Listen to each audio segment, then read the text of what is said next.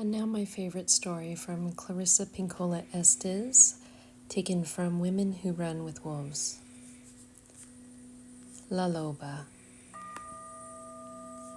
There is an old woman who lives in a hidden place that everyone knows in their souls, but few have ever seen.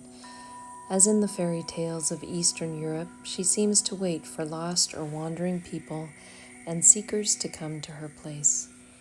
She is circumspect, often hairy, always fat, and especially wishes to evade most companies. She is both a crower and a cackler, generally having more animal sounds than human ones. I might say she lives among the rotten granite slopes in Tarahu, Mara, Indian country, or that she is buried outside Phoenix near a well. Perhaps she will be seen traveling south to Monte Alban in a bumped-out car with the black windows shot out, or maybe she will be spotted standing by the highway near El Paso, or riding shotgun with truckers in Morelia, Mexico, or walking to market above Oaxaca with strangely formed boughs of firewood on her back.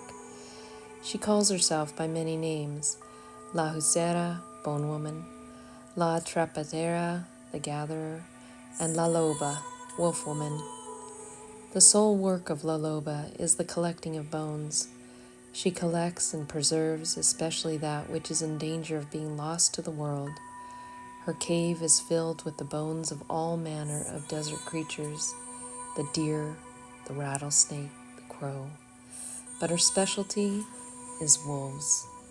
She creeps and crawls and sifts through the montañas, the mountains and arroyos, dry riverbeds, looking for wolf bones.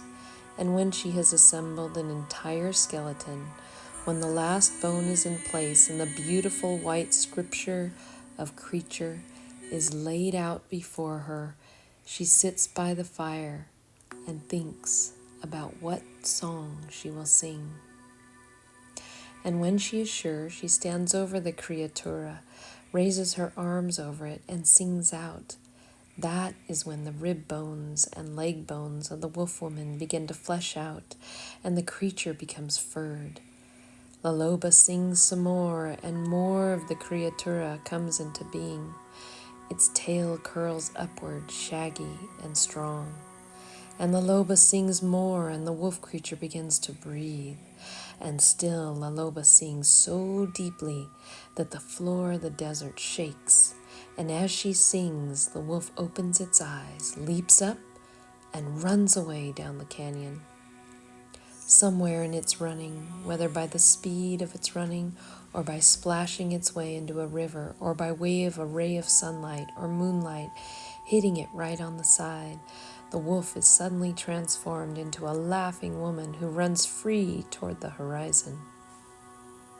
So remember, if you wander the desert and it is near sundown, and you are perhaps a little bit lost and certainly tired, that you are lucky, for Laloba may take a liking to you and show you something of the soul. We all begin as a bundle of bones lost somewhere in a desert, a dismantled skeleton that lies under the sand. It is our work to recover the parts. It is a painstaking process best done when the shadows are just right, for it takes much looking. Laloba indicates what we are to look for: the indestructible life force, the bones. The work of Laloba can be thought of as representing un cuento milagro, a miracle story. It shows us what can go right for the soul. It is a resurrection story about the underworld, connection to wild woman. It promises that if we sing the song, we can call up the psychic remains of the wild soul and sing her into a vital shape again. Laloba sings over the bones she has gathered. To sing means to use the soul voice. It means to say on the breath the truth of one's power and one's need, to breathe soul over the thing that is ailing or in need of restoration. This is done by descending into the deepest mood of great love and feeling, till one's desire for relationship with the wildish self overflows, then to speak one's soul from that frame of mind. That is singing over the bones.